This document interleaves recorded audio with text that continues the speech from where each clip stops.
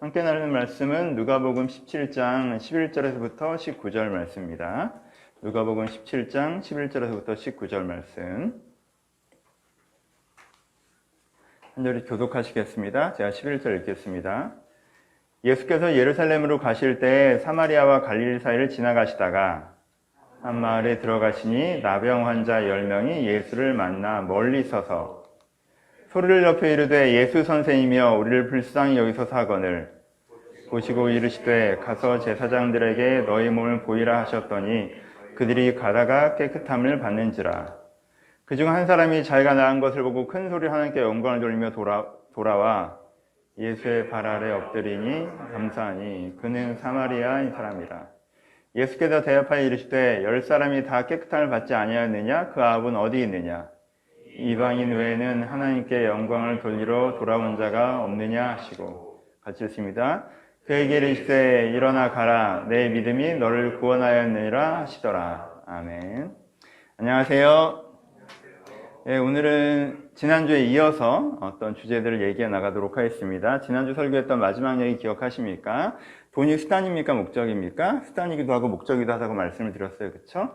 돈은 무엇인가 교환하는 것이기 때문에 수단입니다. 하지만 돈을 쌓아놓는 것 자체로 우리가 만족감과 안정을 주기 때문에 그 자체가 목적이 되기도 합니다. 그렇죠? 아이에게 부모가 수단입니까? 목적입니까? 아이에게 부모는 목적이지만 수단이기도 합니다. 부모가 있는 것만으로가 기쁨과 안정을 주지만 부모가 해주는 그 많은 것이 나에게 실질적인 도움이 되기 때문에 부모는 목적이지만 수단이기도 합니다. 하나님은 우리 가운데 어떠시다고 그랬습니까? 하나님도 우리 가운데 수단이시기도 하시고 목적이기도 하시다고 그랬어요. 그렇죠? 긍정적인 의미로 얘기하는 거예요. 하나님은 존재 자체로 우리 가운데 주시는 만족감이 있습니다. 하나님은 존재 자체로 우리를 구원하세요. 그러니까 하나님은 우리의 인생의 목적이시고요. 우리 영혼의 목적이십니다. 하나님이 있는 것 자체가 가장 중요한 거예요. 하지만 그만큼이나 하나님은 우리 인생의 수단이기도 하시죠. 우리가 하나님의 힘으로 삽니다. 하나님의 인도하심으로 삽니다. 하나님께 주신 능력으로 살고요. 그렇죠? 하나님께 주신 기회로 살고요. 하나님께서 나와 함께 살아가신다는 거예요. 그렇죠? 이 두 가지를 동시적으로 우리가 알고 동시적으로 누리는 것이 필요합니다. 그래서 지난주에 내 영혼의 생수 되시는, 생명수 되시는 우리의 목적 되신 하나님에 대해서 얘기했다면 오늘은 그 반대쪽 얘기를 한번 나눠보도록 하겠습니다. 한동안은 이 얘기를 계속 해보려고 합니다. 오늘은 나병 환자 이야기가 나오고 있죠. 10명의 나병 환자가 나오고 있는데요. 이 병에 대해서 한 번 더 얘기해 보도록 할까요? 나병은 지금은 한생병이라고 부르는 병이죠. 인류 역사상 가장 오래된 질병 중에 하나입니다. 나병은 직접 접촉으로 감염되는 전염병이었고요. 그리고 병의 진행 속도는 굉장히 느리지만 당시 기술로는 치사율이 100%라고 할 수 있는 병이었습니다. 완치가 없다는 측면에서.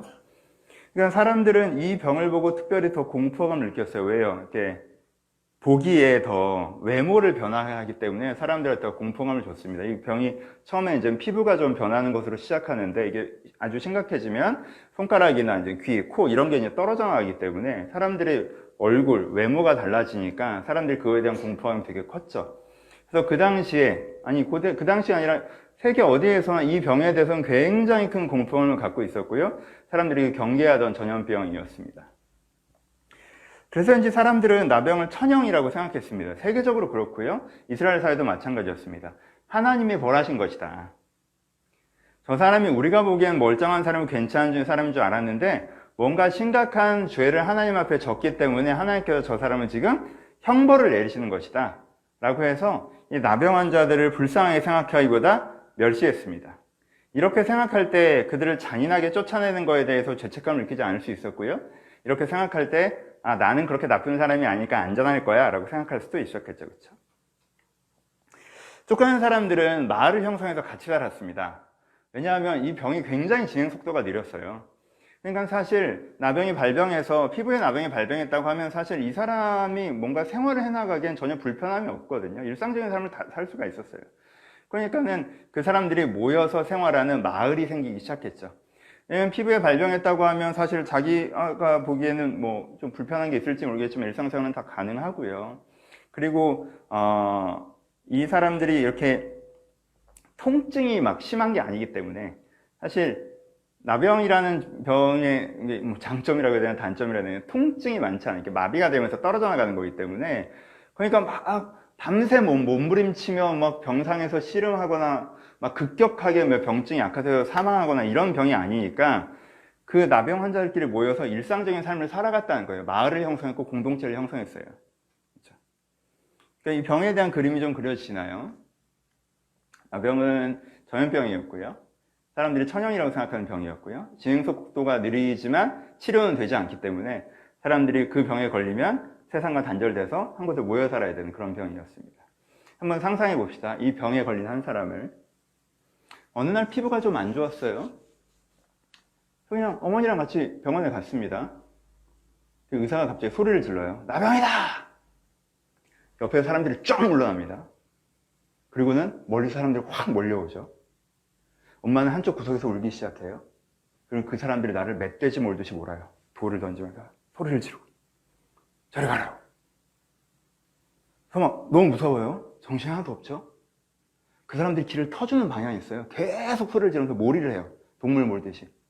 소리를 지르면서 돌 던지면서 한쪽 방향을 계속 터줘요. 그럼 얘는 막 무서워서 막 돌에 맞으면서 글로 도망갈 수밖에 없는 거예요. 갑자기 무슨 일이 벌어진지 모르는 상태에서. 막 그렇게 도망가다가 이제 소리가 좀 안 들리고 돌이 좀 안 날라와서 정신을 좀 차려보면 여기가 어디예요? 내가 절대 오지 않았던 곳. 나환자촌이죠.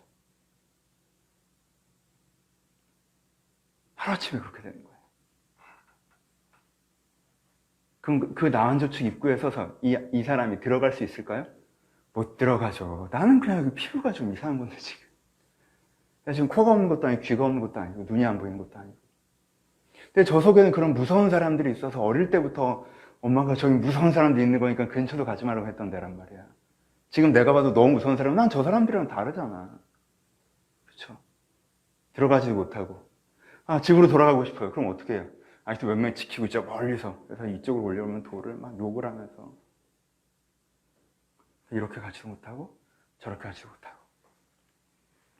거기 주저앉아서 시간을 보냈을 거예요. 뭐 하루를 보냈을까요? 이틀을 보냈을까요? 그렇게 하루 이틀의 시간을 보내면 별로 이제는 증상이 별로 없는 나 환자 한 명이 나한테 이렇게 다가와요. 뭘 들고 가까이서 봤더니 내가 입던 옷이에요. 얘기하죠. 너희 어머니가 보내셨다. 내 옷가지와 소지품과 먹을거리가 이렇게 담겨서 전달됩니다. 그때쯤 이 사람은 정말 깨달아요. 아, 난 집에 못 가는 거구나. 난 여기 살아야 되는 거구나. 그때부터만 눈물이 이렇게 되는 거예요.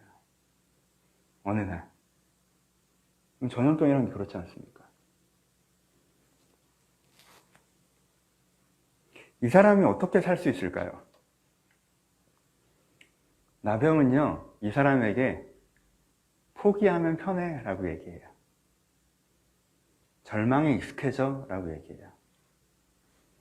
이 병은 안 낫는 병이야. 이 병은 점점 악화되는 병이야. 이 병은 하나님이 너를 심판하셨기 때문에 걸린 병이야. 그러니까 넌 이 병원에서 못 벗어나. 넌 이렇게 살아야 돼. 넌 포기해. 예전에 네가 뭐 부잣집 아들이어도 상관없고 예전에 네가 어떤 사람이었든 상관없어. 포기해. 넌 그를 못 돌아가. 포기해. 이 삶을 받아들여. 그럼 편해. 그럼 왜 편해요? 말씀드렸죠. 나병을 받아들이잖아요. 그러면 생각보다 불편하지 않아요. 말씀드렸잖아요. 밤새 고통하는 질병이 아니라니까요. 통증이 별로 없어요. 급격하게 상황이 악화된 질병도 아니에요. 오늘 다르고 내일 다른 게 아니라고요. 오늘 내일 하면 그냥 비슷해요. 1년 지나면 달라지는 거지. 그리고 할 일이 없어요. 여러분, 나 혼자가 나 혼자라는 걸 받아들이잖아요. 그럼 그 다음에서의 삶은요, 무료함을 견디는 거예요. 고통을 참는 게 아니라. 그냥 나 혼자 촌에서 뭐 일을 할 것도 아니고 공부를 할 것도 아니고 그냥 병증이 비슷한 애들끼리 모여 앉아서 내 가족들이 나를 잊지 않고 음식을 계속 보내주길 기대하며 어디 큰 잔치가 베풀어지면 여기도 잔치 음식 좀 들어오니까 그런 일들이 좀 있기를 기대하며 그냥 앉아서 그냥 두런두런 얘기나 하다가 나 옛날 얼마나 잘 나갔다 얘기하고 그 중에 또 성격 이상한 게 있을 거 아니야. 또 쟤는 왜 저 모양이냐고 또 얘기하고 그렇게 이 사람들이랑 있는 것도 지겨우면 그냥 천막에 들어가서 좀 더 누워있고 그런 삶을 사는 거예요. 그러니까 나환자촌에서의 삶이라는 게 되게 엄청나게 고통스러운 막 몸부림치게 이런 게 아니라 그냥 포기하면 편안. 그래서 유일하게 갖고 있는 희망이 뭐예요? 내일보다 나은 오늘을 갖고 있다는 거죠. 이게 나 혼자의 모토예요. 내일보다 나은 오늘이 갖고 있다. 내일은 지금보다 상황이 안 좋아지겠지. 하지만 오늘은 그나마 내가 갖고 있는 가장 좋은 날이잖아. 내일은 내가 팔이 떨어질 수 있고 코가 없어질 수 있지만 오늘은 내가 다 가지고 있잖아. 그 오늘을 즐겨야지. 오늘을 소중히 여겨야지. 포기하고. 이 흐름에 서 있게 하는 병이 나병이라는 병입니다. 이것을 받아들이지 못하면 스스로 고통스럽게 하는 것이죠. 불편하게 하는 것이고. 여러분, 이 흐름을 아셔야 이 사람들이 얼마나 대단한 사람들인지 알 수 있어요. 그렇죠? 이 흐름을 아시면 이 10명의 나병 환자들이 참 대단한 사람들입니다. 첫 번째, 이 사람들은 어떻게 하죠? 소문에 귀를 기울입니다. 보세요. 예수님이 나환자촌에 찾아오셨나요? 이 사람들이 예수님의 설교를 직접 들은 적이 있나요? 이 사람들이 예수님께서 누군가를 고치는 기적을 직접 본 일이 있나요? 없죠. 이 사람들은 단지 뭘 들었어요? 소문을 들었어요. 병을 고치는 어떤 분이 나타났다는. 병을 고치는 어떤 분이 나타났다는 소문을 들었어요. 대부분의 나환자들은요, 이 소문을 무시했어요. 왜? 원래 나환자촌은요, 바깥 세상에 무슨 일이 벌어지는지 관심이 없어요. 왠지 아세요? 바깥에서요, 유다가 멸망하고 로마가 통치해도요, 나환자촌은 변화가 없습니다. 로마가 쫓겨나고 유다가 복권돼도요, 나환자촌에는 영향이 없어요. 밖에 민주주의 사회가 돼도 나환자촌에 영향이 없고요. 폭군이 나타나도 나환자촌에 영향이 없어요. 아무도 여기까지 오지 않고요. 여기서 살면 바꾸지 않아요. 그렇죠? 물론 우리 부모님이 어려우시면 먹을 걸 안 보내실 수 있고 내 동생이 내 가족이 날 잊어버리면 먹을 걸 안 줘버릴 수 있지만 그 정도의 관심사는 있을 수 있겠지만 기본적으로는 세상과 고립된 것이란 말이에요. 그럼 메시아가 나타났다, 예수님이라는 선지자가 등장했다, 설교를 한다더라, 관심이 없어요. 세상 어떻게 돌아가건 상관없잖아요. 게다가 그래도 병을 치료하는 분이 나타났다고 하면 꽤 흥미있는 일이 아닌가? 라고 할 수 있을지 모르겠지만 정말 우리를 치료하고 싶었다면 우리 마을에 왔겠죠. 우리가 여기 있는지 알잖아요. 그렇죠? 우리 여기 있는지 알잖아. 근데 우리 주변으로 예수님이 3년 동안 돌아다니셨는데 한 번도 나환자촌에 진입을 안 하시는데 그럼 안 고치시겠다는 얘기지 뭐. 우리를 진짜 고쳐줄 마음이 있으면 오시지 않으셨겠어? 그렇잖아요? 그럼 사실 이건 생각해 볼 이유가 없는 정보인 거예요. 그래서 대부분의 나환자들은요, 예수님에 대해서 관심이 없었어요. 근데 이분들은 어땠어요? 여기에 관심을 가져요. 이게 어느 정도의 메시지였는데, 그냥 소문이었는데, 그쵸? 그냥 그런 분이 있다더라 하는 이야기였는데, 그래? 그러면 나도 고쳐주시지 않을까? 라고 생각한다는 거예요.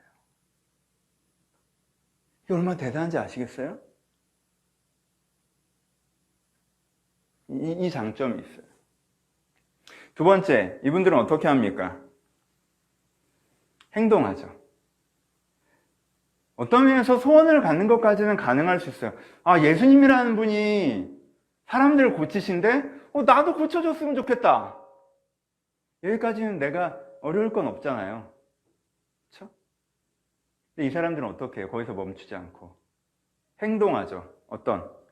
예수님의 동선을 파악하죠. 동선을 파악하고 예수님께서 지나가시는데 언저리에 자기가 가 있으려고 하죠. 그렇죠? 어느 정도 위치에 소리를 지르면 들을 수 있지만 돌은 날아오지 않을 정도의 위치 가 있으려고 하죠.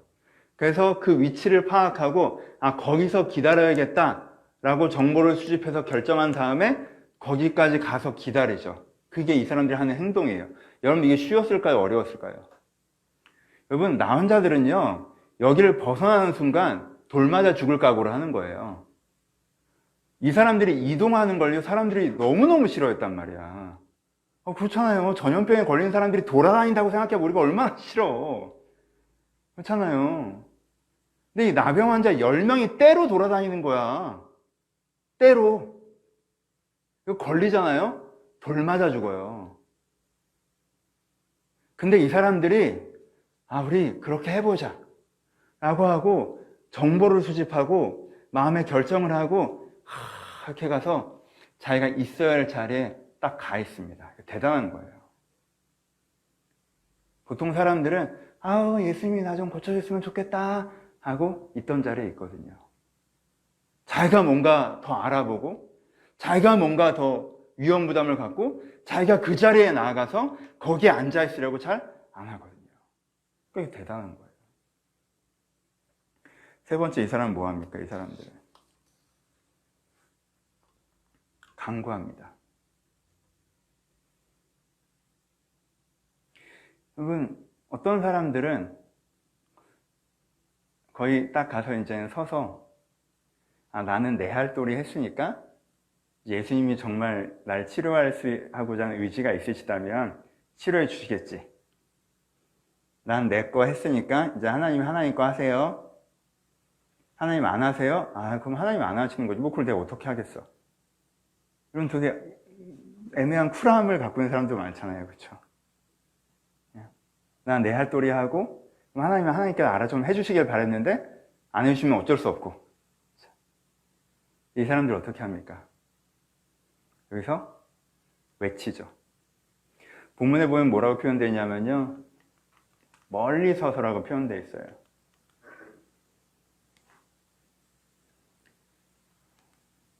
예수를 만나 멀리 서서 소리를 높여 이르되 선생님이여 우리를 불쌍히 여기소서 하거든요. 근데 이 사람들 입장을 상상해 가세요? 사람들 참 대단한 사람들인 게, 소문밖에 들은 게 없으면서 예수님께서 나를 고쳐주실 거라고 믿어요. 예수님께서 고쳐주실 수 있을 것 같아. 근데 여기까지는 왔는데 여기 보이지 않는 선이 있어요, 여러분. 왜? 여기서 더 다가가면 예수님이랑 이렇게 함께 있는 사람들이 이 전염병, 이 문둥병자들이 다가오면, 이 10명이 한꺼번에 다가오면 진짜 가만 안 있을 거란 말이에요. 이 거리가 소리는 들리는데 돌은 안 나는 거리란 말이야. 여기서 지나가면 돌 날라와요. 죽어요. 그러니까 내가 더 갈 수 없어. 막 가고 싶은데. 근데 봐요. 멀리서 사람들이 지나간다고. 예수님의 무리가 이렇게 지나가요. 이렇게. 이대로 지나가면 어떻게 돼요? 끝이지. 그러니까 이 사람들이 여기서 어떻게 해요? 소리를 질러요. 여러분, 이건요, 거의 짐승처럼 울부짖었을 거라고 저는 생각해요. 예수님! 이렇게. 여기 좀 보세요! 이렇게. 저희 좀 보세요!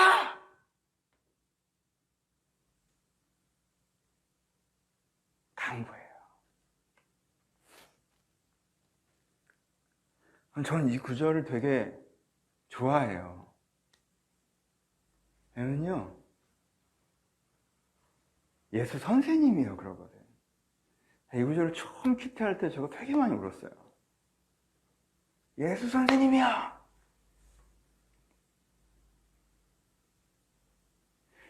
비슷한 상황에 소경 바디메오가 있었어요. 자기 안 보이는데 사람들이 소란 들어오니까 이게 무슨 일이야? 예수님이 지나가셔서 그래. 그랬더니 막 바디메오가 소리를 지르죠. 나 눈 뜨게 해달라고 소리를 질러요. 바디메오도 그때.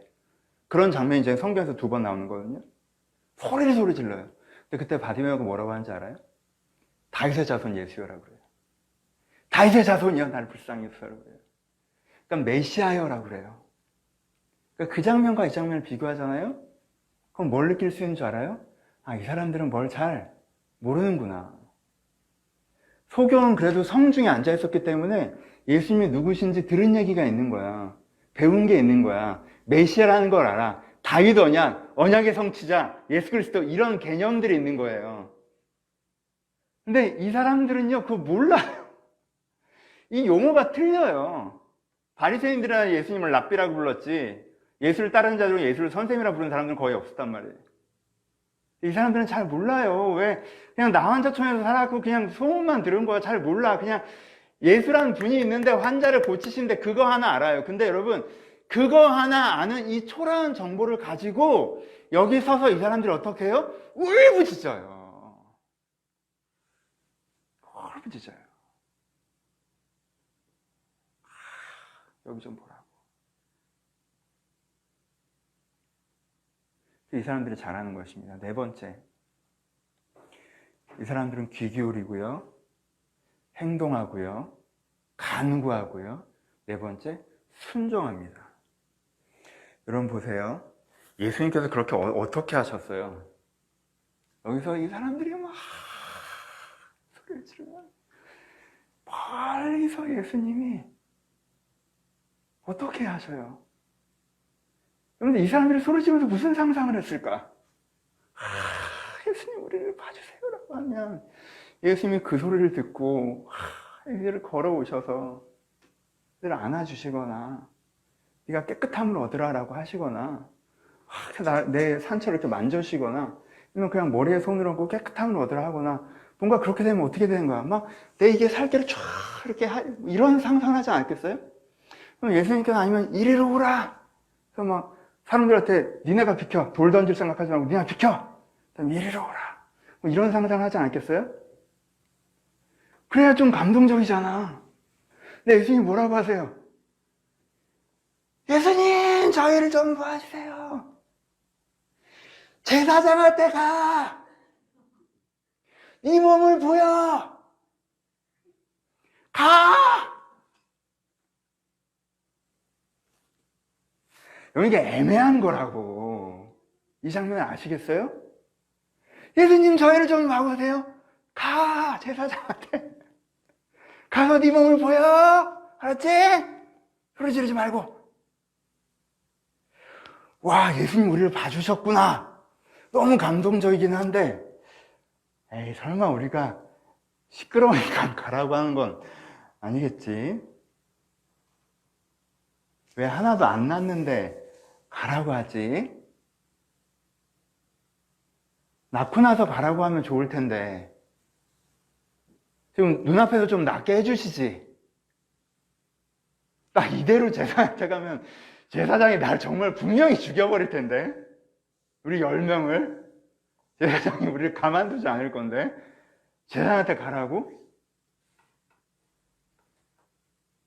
제사장이 얼마나 대단한 사람인지 알겠어요? 이 사람들이 네! 하고 가요.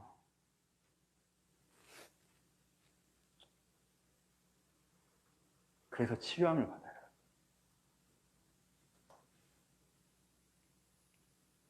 오늘 이걸 좀 배우셨으면 좋겠어요.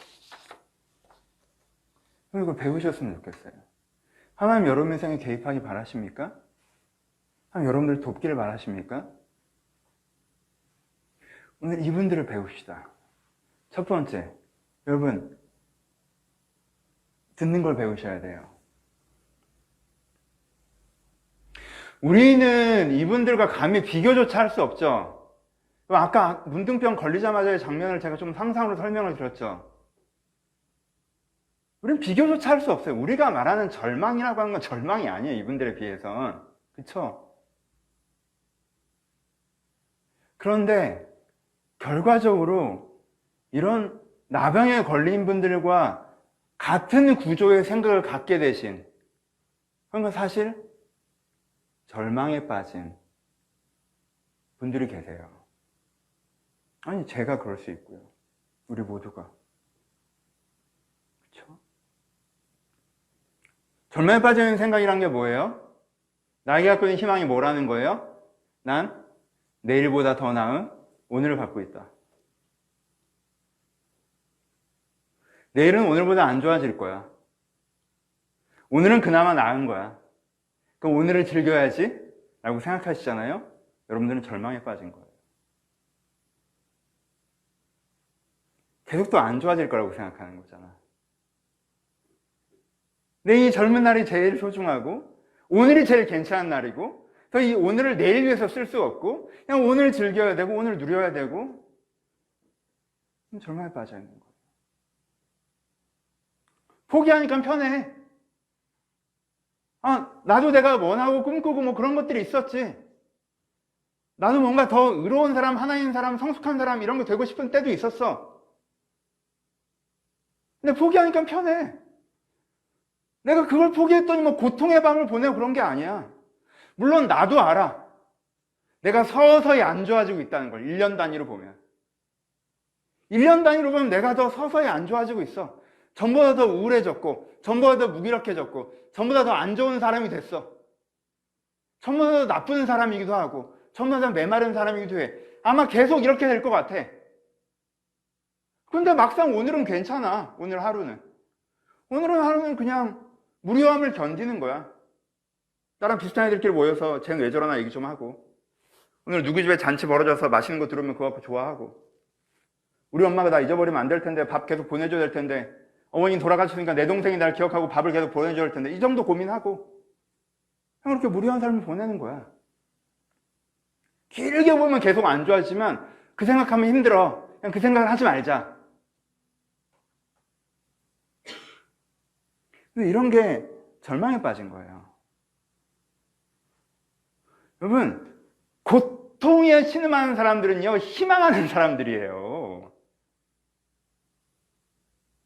절망에 빠진 건 고통에 신음하는 게 아니에요.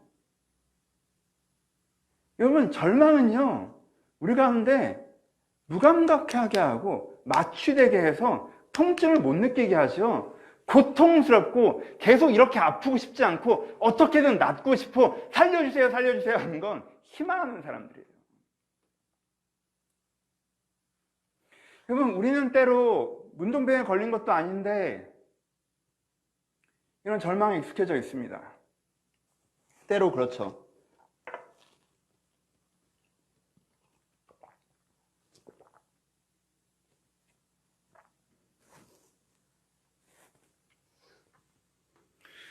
여러분, 그렇다면 이분들한테 배우셨으면 좋겠어요. 여러분, 우리의 삶도, 여러분, 아까 얘기했죠. 나 환자들은요, 이 사회가 그 사람들 계속 절망의 사고를 하도록 서서히 밀어요. 근데요, 우리가 그레이드는 분명히 다르지만 우리가 그분들과 비슷하다 그러면 너무 교만한 거고 겸손하지 않은 거고 죄스러운 거고 비교는 할 수 있어요. 그레이드는 다르지만 비슷한 분위기가 있어요. 미안해요. 나 건강해요. 알죠? 마스크 쓰고 얘기하는 게 힘들어.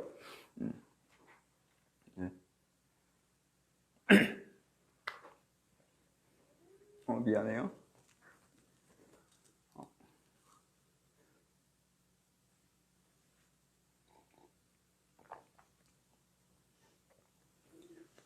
분위기가 은근히 여러분들을 좀, 야, 네가 원하는 대로 안 돼. 내가 어쩌다 이렇게 돼버렸지? 포기하면 편해. 오늘이 제일 나아. 내일은 계속 안 좋아질 거야. 오늘이나 즐기자. 신경 쓰지 말자. 이러시잖아요? 절망에 익숙해지잖아요? 그러면 오늘 이 본문을 보셔야 돼요. 첫 단추를 다시 끼세요. 여러분들이 아무리 누구도 이분들과 경쟁할 수 없어요. 절망에 대해서. 그렇죠? 이분들도 희망을 갖고 있잖아요. 그러니까 누구도 아니 저는 이런 상황이어서 충분히 절망할 만해 하지 않아요? 라고 할 수 없어요. 이 본문 앞에서. 여러분, 여기서 나는 이런 상황이어서 이렇게 생각하는 게 너무 당연하고 자연스러워. 그건 맞아요. 그러지 마시고 근데 그런 상황에서도 좀 다르게 반응해서 희망을 만나가고 희망을 찾아가는 이분들한테 좀 더 배울 수 있다는 거예요. 절망이라고 하는 건 어떤 물살이 급한 계곡에 빠진 것 같아서 한번 들어가면 쭉 떠내려가요. 정신없이. 근데요, 여러분, 이 본문이요, 여러분들 굉장히 의미 있는 나뭇가지가 될 수 있어요. 이걸 잡고 당기시려면 하시면요, 재미있는 게 뭔지 알아요? 이 엄청난 물살이 흘러가도요, 땅에 박힌 나뭇가지 하나 이렇게 돼 있잖아요? 그게 나를 건져요. 이 물이 멈춰서가 아니라, 이 계곡이 메말라서가 아니라, 제대로 된 구조줄 하나만 잡아도요, 나의 절망에서 걸어 나갈 수 있다고, 벗어날 수 있어요. 저는 여러분들 가운데 이런 절망의 사고가 익숙해지고 습관이 되신 분들이 있다면 오늘 본문을 가지고 좀 나오셨으면 좋겠어요. 첫 번째, 뭘 배워야 돼요? 귀 기울이는 걸 배우세요. 굉장히 많은 분들이 하나님께서 나에게 전하시는 구원의 소식이라고 하면요, 좀 더 주관적인 방식으로 나에게 말씀하셔야 된다고 생각해요. 예수가 나를 구하실 거면 우리 나환자촌에 찾아오셔야 된다. 예수가 나를 구하실 거면 내 집으로 들어오셔서 얘야, 내가 널 치료해 줄게, 이렇게 말해야 그게 구원의 소식이라고 생각해요. 하나님이 여러분들을 구원하시고 하나님이 여러분들을 돌봐 주신다고 하면 하나님이 봉현아, 내가 너에게 이런 계획을 세우고 있다. 봉현아, 내가 너를 이렇게 사랑한다. 이렇게 말씀하셔야 나한테 좋은 구원의 메시지가 전달됐다고 생각해요. 여러분, 아니에요. 그렇지 않을 수 있어요. 그럴 수도 있지만 대부분 그렇지 않아요. 이 사람들한테 그렇지 않았어요. 이 사람들한테 구원의 메시지는 소문으로 다가왔어요. 그렇죠? 이 사람에게 구원의 메시지였어요. 하지만 소문으로 다가왔어요. 소문처럼 지나가는 것처럼 보였어요. 우리에게도 마찬가지예요. 여러분들이 있는 여러분들 지금 듣는 이 설교, 그냥 설교잖아. 나를 향한 게 아니야. 그냥 설교야. 그럼 이건 지나가겠죠. 여러분들이 있는 성경, 그냥 성경 말씀이지 이건. 그럼 그건 지나가겠죠. 이 누가복음 말씀. 여러분, 어떤 사람들은 그 사람들처럼, 이 10명의 나환자처럼 이 누가복음 말씀을 그럼 나환자들이 그랬다면 나도 그럴 수 있지 않을까? 생각하고 받아들이면 그 사람들은 여기서부터 구원의 메시지가 되는 거고, 어떤 사람들은 이건 그냥 성경 말씀이야, 나 그 골백번도 더 읽었어 라고 하면 그건 아닌 거고. 그럼 포인트를 아시겠어요? 이건 정보량 차이가 아니에요. 그럼 얼마나 나의 메시지로, 나를 향한 메시지로 받아들이는가예요. 여러분, 예수님의 기적을 10번, 100번 본 바리새인들은요, 팔짱 딱 끼고 이게 진짜 기적이라고 할 수 있나? 이거는 그럼 바알세불, 이건 귀신의 역사 같다. 왜냐면 성경이랑 통일성이 좀 떨어지잖아. 안식일에 일하잖아. 그리고 조금 더 이걸 디스커스 해볼까? 예수를 직접 토자하자. 잔치집에 불러서 예수님 이런 부분은 그럼 어떻게 생각하십니까? 세금 문제 어떻게 생각하시죠? 전반적으로 이걸 해석할 때 우리가 당신 메시아라는 걸 믿죠? 여러분, 어떤 사람들은요, 주관적으로 그 집에 찾아가서, 잔치집에 찾아가서 설명을 해주는데도 안 들어요. 여러분, 정보량 문제일까요, 정말? 하나님 여러분들에게 찾아오셔서 정말 광명한 천사의 모습으로 찾아서 뭔가 은혜를 주시면 그게 여러분들 메시지가 될까요? 어떤 의미에서는 아니에요. 지금도 충분해요. 성경으로 충분합니다. 이 설교로도 충분하고요. 여러분들 그냥 지나가다가 큐티 말씀 매일 할 때는 그 큐티 보면 하나라도 어떤 면에서 충분해요. 여러분들 그걸 어떻게 하기만 하면, 귀 기울이만 하면 정말 나에게 주신 말씀을 믿는가? 그것을 우리가 배워야 합니다. 두 번째, 행동하는 거예요. 행동하는 것을 배워야 됩니다. 이 사람들은 그 자리까지 갔어요. 여러분들 정말 하나님께 여러분들을 돌보시기 바라신다면 여러분들이 가 있어야 될 자리까지 가 있으셔야 됩니다. 요즘에 제가 아침에 일어나는 시간, 같이 있으면 이한이 방학 때는 일어나자마자 눈 뜨자마자 제가 이제 시편을 한 편 들이밀어요. 이렇게 읽으라고. 그래서 이제 한 8절 정도 읽게 해요. 그냥 같이 이제 기도를 합니다. 그럼 이한이가 항상 하는 기도가 있어요. 이거 되게 재밌는 건데, 항상 딱 기도를 시키면 공부를 하고 싶어하는 진심을 달라고 기도해요. 제가 그걸 설명한 적이 있거든요. 진심이 깨어나는 일을 공부를 해야 되는 진심을 달라고 기도해요. 그리고 다시 누워요. 그때마다 너무 귀여워. 하나님, 제가 공부를 진심으로 하고 있는데요. 됐지? 다시 누워요. 은혜 받고 싶으면 여러분 기도 자리에 앉으세요. 목사님 좀 은혜 받고 싶어요. 목사님 좀 신앙생활 진지하게 했으면 좋겠어요. 하나님 좀 나를 좀 바꾸셨으면 좋겠어요. 그럼 기도의 자리에 앉으세요. 그럼 성경책 피세요. 지겨워도 무릎 피지 마십시오. 지겨워도 성경책 덮지 마세요. 이 사람들은 훨씬 더 힘들었어요. 내가 있어야 될 자리에 앉아 있어야 됩니다. 그러면 삶의 문제를 해결을 바라십니까? 일의 자리에서 일어나지 마세요. 일자리에 앉아 있으세요. 일자리에 앉아 있어야 삶의 문제가 해결될 수가 있어요. 여러분, 관계 문제를 해결을 바라십니까? 관계 자리에 앉아 계세요. 내가 다른 사람으로부터 도망한 상태에서 관계 문제가 해결되길 바라지 마세요. 관계 자리에 앉아 있어야 돼요. 내가 그 자리에 앉아 있어야 거기서부터 하나님께 일하실 수 있잖아요. 그렇죠? 내가 그 자리에 앉지 않고 그 자리에서 벗어난 상태에서 하나님 내 관계 문제를 해결해 달라고 하는 건 하나님께서 나 혼자 촌을 찾아서 나를 고쳐달라고 얘기하는 거예요. 그렇죠? 내가 일의 자리에 앉지 않고 하나님 내 경제 문제를 해결해 주세요로 얘기하는 건 난 나 혼자 촌 내 방에 앉아서 예수님께서 내 방문을 열고 들어와서 나를 치료해 달라고 얘기하는 거예요. 아니에요. 거기까지 내가 가야 돼요. 내가 서 있어야 될 자리까지는 내가 가서 서 있어야 합니다. 그래야 하나님께 일하실 수 있습니다. 그럼 여러분은 기도의 자리, 말씀의 자리, 여러분들 일의 자리, 여러분들 관계의 자리에 서 계셔야 돼요. 그래야 하나님께서 거기서 일하실 수 있어요. 세 번째 뭘 배우셔야 됩니까? 세 번째 간구하기를 배우셔야 합니다. 여러분 정말 이 간구를 배우셨으면 좋겠어요. 사실 이 설교라는 가장 큰 이유는 이 부분이겠죠. 여러분 정말 한번 느껴보셨으면 좋겠어요. 이 소리 지르는 이 나 혼자들 간절함을.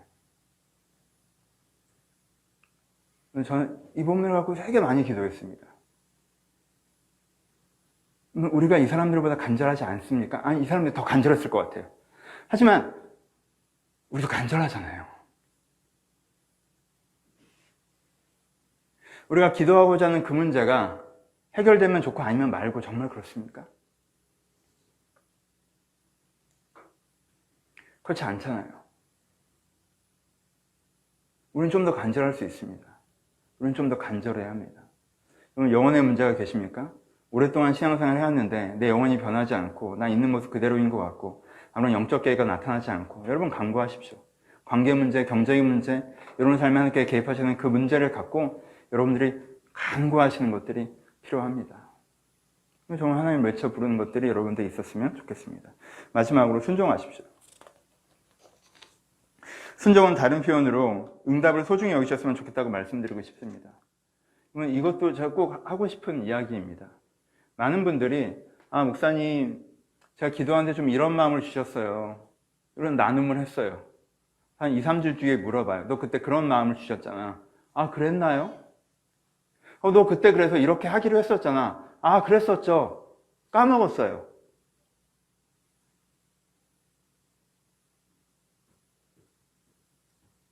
많은 분들이 응답을 소중히 여기지 않습니다. 순종하지 않아요.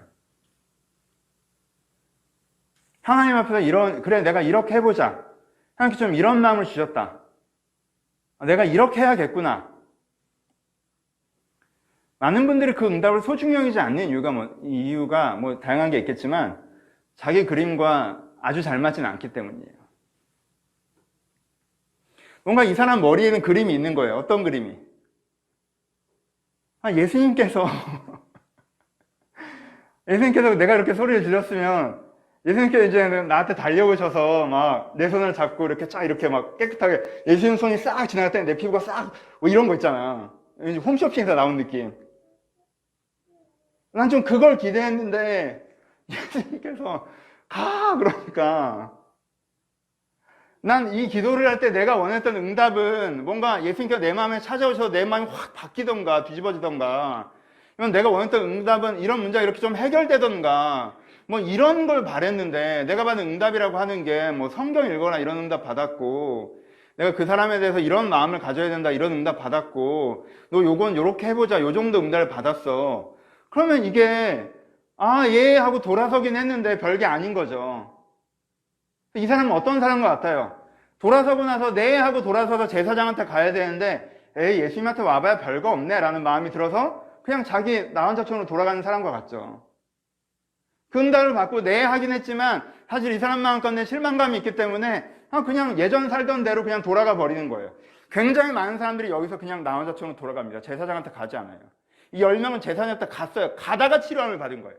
뭐 한 거예요? 순종한 거예요. 자기 생각이 이해되지 않는데 자기가 원하던 방식이 아니었는데 하나님 그런 마음을 주셨으니까 그렇게 하라고 하셨으니까 그것들을 해나가기 시작하는 거예요. 그러면 정직하게 물어봅시다. 여러분이 받은 응답 중에서 얼마나 여러분이 기억되고 있습니까? 정말 응답이 없나요? 굉장히 많은 분들이 하나님께서 주셨던 응답 네가 대부분 기도 좀 열심히 해라. 말씀 좀 읽어보자. 네가 이 마음은 이렇게 해보자. 너 요거 바꿔야 된다. 너 이 이기심 해결해야 된다. 이 자기중심 해결해야 된다. 너 그거 끊어야 된다. 그렇죠. 안 해요. 그리고 뭐예요? 계속 또 자기가 생각하는 응답. 그러니까 이렇게 깨끗하게 해달라니까, 이렇게 내 경제 문제 해결하니까, 이렇게 내 사회적 문제 해결하니까, 이렇게 내 관계적 문제 해결하니까, 이렇게 내가 갱신되게 해달라니까. 순종하십시오. 순종이 제사보다 낫고. 순종이 제사보다 낫고. 내가 거기서 하나님께서 내게 하신 마음, 기도 중에 주신 그 응답. 여러분, 정말 되게 만화적으로 표현하면요, 심지어 그 응답이 여러분들이 오해한 거여도 괜찮아요, 가끔은. 여러분들이 하나님은 그렇게 말씀하신 적이 없는데 이게 응답인 것 같아라고 오해하고 별로 중요하지도 않은 걸 붙잡고 해도요, 하나님 그 마음 기뻐하세요, 여러분. 그 마음 기뻐하세요. 그러니까 내가 하나님 앞에서 주신 마음 가지고 어떻게든 해보려고 하는 그 마음, 이 사람들은요, 여기까지 온 걸로 구원받은 게 아니라, 거기 서 있었던 것으로 구원받은 게 아니라, 간과한 걸로 구원받은 게 아니라, 제사장한테 간 걸로 구원받은 거예요. 그 순종함으로. 제사보다 나은 그 순종으로. 그럼 여러분들에게 주신 작은 응답을 소중히 여기세요. 이해되지 않는 응답을 소중히 여기세요. 하나님 앞에서 내가 이건 이렇게 해야 된다고 마음에 받은 것들을 그렇게 하십시오. 이런저런 이유로 그것들을 쉽게 놓아버리시면서 하나님은 나한테 뭔가 하셔야 된다고 생각하지 마시고, 그러면 받은 응답을 소중히 지키셔야 돼요. 그때 여러분들에게 치유의 은혜가 있을 것으로 믿습니다. 성경이 그렇게 말씀하시니까. 그때 여러분들한테 치유의 은혜가 있을 것입니다. 하나님께 여러분 인생에 역사하신 것들을 보실 거예요. 여러분, 전 그런 경우들을 많이 봅니다. 여러분 주변에서 못 보십니까? 교회 안도 그런 일이 벌어지는데 안 보이십니까? 어떤 사람이 대충대충 교회 다니시다가, 죄송한 표현이지만, 어느 시점에 정말 말씀 공부하자는 마음 하나님께 주셔서 말씀 붙잡고 1년, 2년 그 말씀 공부해 나갈 때 가정이 변화되는 일이 있었습니다. 어떤 분들이 진짜 이번 큐티는 하나님께서 진짜 나한테 꼭 하라고 하시는구나 마음 부담 받고 6개월 동안 붙잡고 매일매일 하루도 포기하지 않고 하루 안 하루 다음날 다시 붙잡고 큐티했는데 그 사람의 신앙이, 제가 고백했어요. 네가 우리 교회 10년 다녔는데 최근 6개월에 제일 많이 변했다고. 본인도 그렇게 얘기해요. 그만큼 성경 공부를 해줬는데 끄떡 없던 애가. 여러분, 그건 정보란 문제가 아니에요. 믿음은 정보란 문제가 아니에요. 여러분들이 정말 그 작은 응답들을 소중히 여기고, 이런저런 이유 좀 대지 말고 그런 응답들을 소중히 여기고, 이 사람들이 더 많죠. 소중히 여기고 그것들을 해나갈 때 하나님께 여러분 인생에 역사하시는 것들을 정말 경험해 나가실 것입니다. 하나님께 일하십니다, 여러분. 하나님은 목적이자 수단입니다. 여러분 이거 아셨으면 좋겠어요. 말씀 마칩시다. 여러분, 본문은 이어집니다. 이제 다음 주에는, 오늘은 10명의 나병 환자 얘기를 했는데 다음 주에는 1명의 나병 환자와 9명의 나병 환자 이야기를 해야 됩니다. 본문 일부를 이번 주에 읽었어요. 어떻게 연결됩니까? 이렇게 해서 가다가 깨끗함을 받은지라 해서 해피엔딩으로 꼭 끝나지는 않죠. 하나의 측면을 더 얘기하죠. 한 사람은 자기가 나은 것을 보고 하나님께 영광을 돌리고 돌아왔는데 예수님께 감사드리니까 예수님께 뭐라고 해요? 10사람이 깨끗함을 받는데 그 9은 어디 있느냐라고 하시죠. 여기서 뭘 얘기해요? 수단으로만 신앙생활하고 목적으로 신앙생활하지 않는 사람들에 대해서 얘기해요. 제가 원래 이 본문을 이것 때문에 골랐어요. 계속 목적으로 신앙생활하는 지난주와 같은 설교를 하려고. 근데 제가 앞부분을 준비하다가 깨달았어요. 요게 안 돼 있는 상태에서 이런 걸 지적하는 게 좀 애매할 수 있을 것 같아요. 이 부분을 좀 다 강조하고 싶어서 오늘 이걸 따로 떨어져서 설교하는 거예요. 여러분, 하나님은 목적이기도 하셔야 됩니다. 이 사람은 문둥병, 치료함을 받았지만 영혼구원을 받지 못해, 이 9사람은. 그쵸? 이 목적이기도 하셔야 돼요. 그쵸? 근데 여러분, 이 사람들이 치유함을 받았다는 것에 집중하셨으면 좋겠어요. 하나님은 수단이기도 하셔야 돼요. 다음 주에 그 얘기를 할게요. 하지만 여러분들은 정말 이것만 있으십니까? 아니면 이것조차 없으십니까? 이 양쪽이 다 필요하다는 거예요. 여러분, 이 설교가 어려운 게 제가 잘 못하는 부분이에요. 잘 못하는 거예요. 그러면 하나님을 수단으로 삼지 못하는 사람들은 두 종류의 사람들이 있습니다. 한 사람은 어떤 사람들이에요? 용기가 없는 사람들이에요. 부정적인 사람들. 자존감이 낮은 사람들.